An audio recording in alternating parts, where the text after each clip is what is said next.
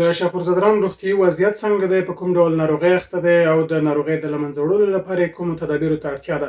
سلامونه، وخت مو په خیر. د باوري کرکټ نیوز ته ښه راغلاست. په دې ویډیو کې راسره ډاکټر صاحب نصرت ژوند قرار لري چې له ده څخه به دغه پوښتنې هم وپوښتو.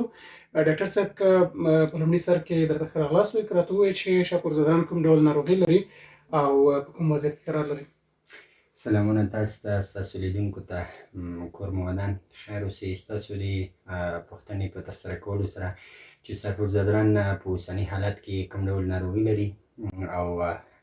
اوس په اوسني حالت کې شاپورزدران چې دی یو نادره ناروغي ده چې د وینې سرطان هم ورته ویلی شو. د HLH په نامه یو ناروغي ده چې په اوسني حالت کې شاپورزدران ورسره مخ دي او د راپورونو له مخې هم همداسې ویل شوي وو چې شاپورزدران یو نادرې ناروغۍ سره مخ دی او یو جدي ناروغي ده، خطرناکه ناروغي ده چې د هند په یو روغتون کې په ICU کې بستر شوی دی. دغه ناروغي چې ده د HLH په نامه یو ناروغي ده چې یو نادره ناروغي ده او خطرناکه ناروغي ده او کولی شي چې د یو انسان لپاره یو جدي ګواښ واوسي. په دې ناروغۍ کې چې کوم مشکل رامنځته کېږي د انسان بدن ته، هغه دغه سانتي مشکلات دي چې د وینې بهېدنه امکان لري چې پکې رامنځته شي او ترڅنګ بیا د وینې سپینو کرویاتو کې فلاټلیټونه چې ورته وایي هغه د کمېدو په حالت کې وي او دغه انسان له دغه جدي حالت سره مخ وي. نو شاپورزدران هم په اوسني حالت کې له داسې یو خطرناک حالت سره مخ دی او له دغه جدي حالت سره مخ دی چې په نن سبا کې ورته د وینې اړتیا هم ډېره زیاته شوې ده او ډاکټران هم وایي چې باید شاپورزدران ته وینه ورکړل شي تر څو چې هغه کومه ناروغي ده چې د هغه له خطر څخه بیرون ووځي. نو ډاکټران اوس هم ډېر اهتمامات ورته برابر کړي دي او غواړي چې څوک چې دغه وینه لري چې د شاپورزدران لپاره ضرورت دی او دغه ورکړل شي تر څو چې شاپورزدران له دغه خطر څخه بچ شي. بله دوستانو، شاپورزدران په الحال د هند په ډیلي کې شتون لري او ډاکټر صاحب که دا هم راته ووایي چې د ده وینه هم A مثبت ده او په دغه وختونو کې د A مثبت وینه عموما کوم ډول اړتیا ده او په کومو حالتونو کې د دې ته اړتیا پیدا کېږي چې باید وینه ورکړل شي؟ کور ودان دغه شاپورزدران چې دی د دوی وایي چې د شاپورزدران د وینې ګروپ چې دی هغه مثبت A دی یا A مثبت وینه ده. نو دلته چې د کومه اړتیا ورته پېښه شوې ده چې د وینه باید ورکړل شي هغه د SDP په نامه، یعنې دا سنګل ډونر پلاټلیټ چې ورته وایي یو مشخص کس چې د هغه څخه وینه اخیستل کېږي او بیا دغه وینه چې دی د هغې څخه پلاټلیټ وباسل کېږي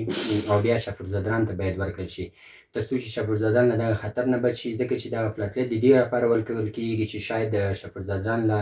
وینې بهېدنې سره مخ یا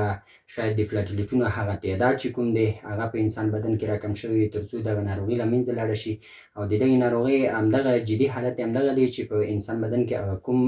ایمون سیستم چې ورته وایي یا دفاعي سیستم ورته وایي هغه د خطر لاندې نیسي، هغه چې د خطر لاندې و نو د انسان لپاره یو جدي ګواښ ترسره کوي. بلې مننه. د په ټوله کې SDP چې کومه وینه ده څه ډول وینه ده او په ټوله کې څومره مهموالی یا اهمیت لري؟ SDP چې ده له کوم چا نه چې دغه وینه اخیستل کېږي، مخکې مې هم د دې په اړه وویلي چې SDP یعنې سنګل ډونر پلاټلیټ چې ورته وایي یو مشخص کس نه وینه اخیستل کېږي دغه A مثبت وینه چې څوک لري او د دې څخه پلاټلیټ راوباسل کېږي او دغه پلاټلیټ بیا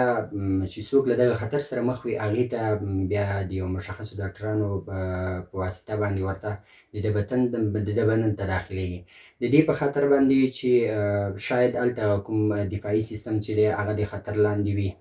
شاید د وینې بهېدنې امکان موجود وي، شاید دغه د پلاټلیټونو تعداد راکم شوی وي چې د بدن لپاره یو جدي ګواښ وي. د همدې په خاطر باندې د SDP وینې ورته ډېر ضرورت دی. نو هغه څوک چې د مثبت A وینې درلودونکي وي هغه کولی شي چې شاپورزدران ته وینه ورکړي او له دغه خطر څخه ووځي. بلې هغه کسان چې وینه ورکوي په ټوله کې د A مثبت وینه دوی ورکوي، مثلا په هغه وخت کې کوم احتیاطي تدابیر باید ونیول شي او کوم کسان چې دغه وینه لري دوی څه ډول مرسته کولی شي؟ د وینې ورکوونکی چې ډونر ورته ویل کېږي او یعنې وینه اخیستونکی ریسیپینټ دی، نو په لومړي کې باید